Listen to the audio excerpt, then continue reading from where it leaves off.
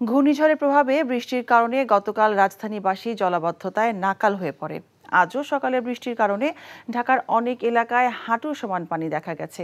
এই ব্যাপারে জানতে আমরা কথা বলছি আমাদের স্টাফ করেসপন্ডেন্ট জুনায়েদ আল হাবিবের সাথে। তিনি রাজারবাগ এলাকায় আছেন। জুনায়েদ, রাজধানীর সড়কে আজকে জলাবদ্ধতা কেমন দেখছেন বা যানজটের কি অবস্থা আমাদেরকে জানাবেন।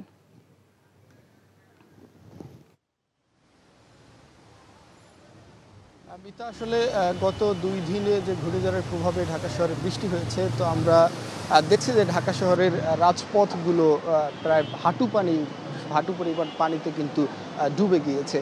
তো আজকে সকাল ভোরে আসলে বৃষ্টি থেমে গেলেও এখন আমরা যে চিত্র দেখছি, যে এই মুহূর্তে আমি অবস্থান করছি রাজধানীর রাজারবাগ যে পুলিশ লাইন রয়েছে, সেই পুলিশ লাইনের একেবারেই 3 নম্বর গেটের সামনে। এখানে আমরা এসে যেটি দেখছি যে এখনও কিন্তু হাঁটু পরিমাণ পানির নিচে ডুবে আছে রাজধানীর রাজপথগুলো, এবং মানুষের যে দুর্ভোগ, তারা আসলে ক্ষোভ প্রকাশ করেছেন এক ধরনের, যে ঢাকা শহরে দীর্ঘদিন এই জলাবদ্ধতা নিয়ে নানা প্রশ্ন তুললেও সিটি মেয়ররা যারা রয়েছেন তারা কিন্তু মানুষের কাছে এক ধরনের প্রতিশ্রুতি দিয়েছিলেন যে জলাবদ্ধতা কমিয়ে আনবেন। কিন্তু এখন যেটা দেখা যাচ্ছে যে এখনও কিন্তু বর্ষা মৌসুম ওইভাবে শুরু হয়নি, মাত্র ঘূর্ণিঝড়ের প্রভাবেই কিন্তু বৃষ্টিপাতটি হয়েছে। তো এখনই যদি এই অবস্থা, তো সামনের যে দিনগুলো আসছে তখন আসলে মানুষের অবস্থা বা মানুষ আসলে কি দুর্ভোগ আসলে অপেক্ষা করছে, সেটা নিয়েও কিন্তু মানুষ প্রশ্ন তুলছেন।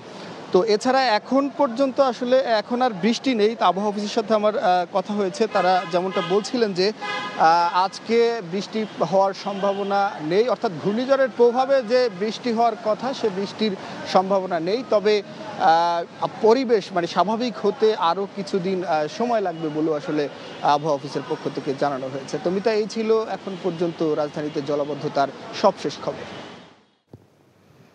ঘূর্ণিঝড় পরবর্তী ঢাকার সবশেষ খবর জানছিলাম।